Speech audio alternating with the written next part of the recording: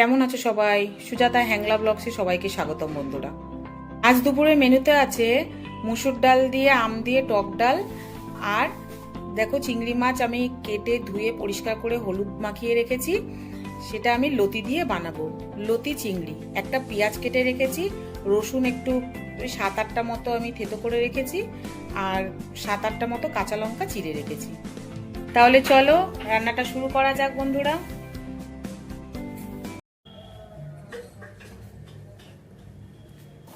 জল ফুটে গেছে, মুসুর ডালটা দিয়ে দেবো।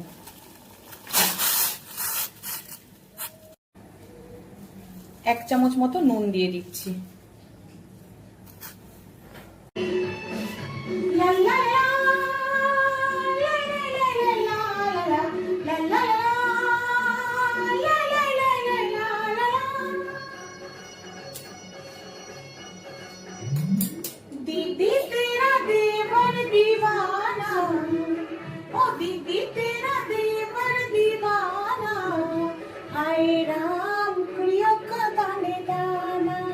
মুসুর ডালটা সেদ্ধ হয়ে গেছে, মুসুর ডালটা আমি এবারে নামিয়ে নেব।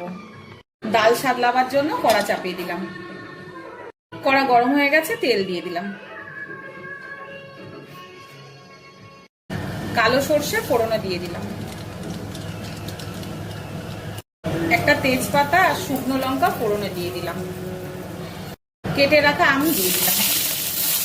সামান্য একটু হলুদ দিয়ে দিলাম।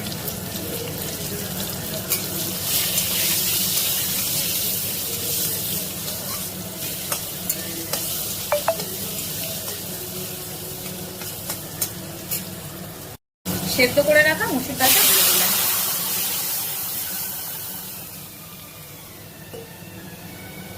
সামান্য একটু জল দিয়ে দিচ্ছি। মুসুর ডাল সেদ্ধ করার সময় নুন দিয়েছিলাম, আবার একটু নুন দিয়ে দিলাম। নুনটা তোমরা স্বাদ অনুসারে দিও বন্ধুরা। 4-5টা চেরা কাঁচা লঙ্কা দিয়ে দিলাম।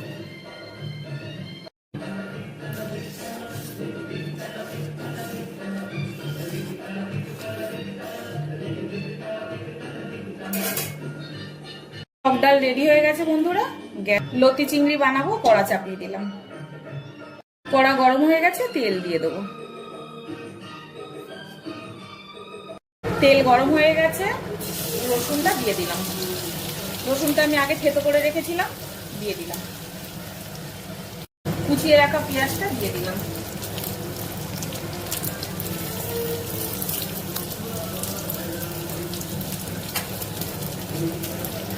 চেরা কাঁচা লঙ্কাগুলো দিয়ে দিলাম।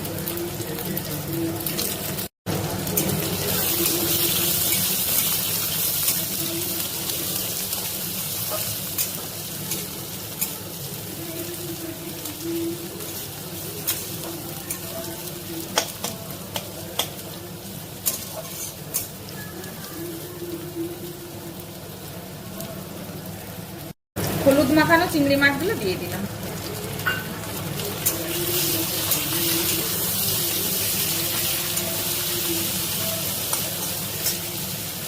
তোমরা তো জানো বন্ধুরা, চিংড়ি মাছে আমি নুন মাখাই না। নুন মাখালে পরে জল ছেড়ে দেয়, সেই জন্য আমি নুন দিই না, শুধু হলুদ মাখিয়ে রেখেছিলাম। কেটে রাখা লতিটা দিয়ে দিলাম।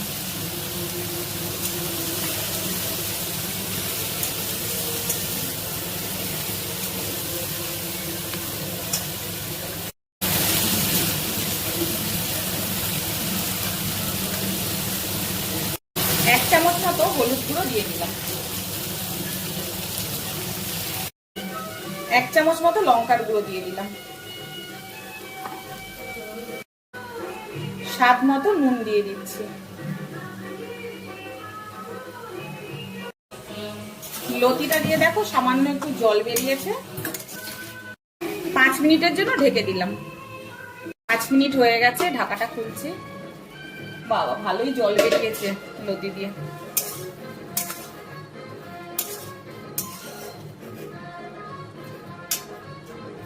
লতি দিয়ে যে জলটা বেরিয়েছে সেটা পুরো শুকিয়ে ফেলতে হবে।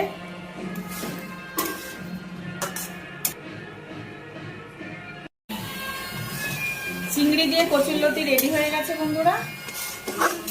দেখো কত সুন্দর একটা কালার এসছে।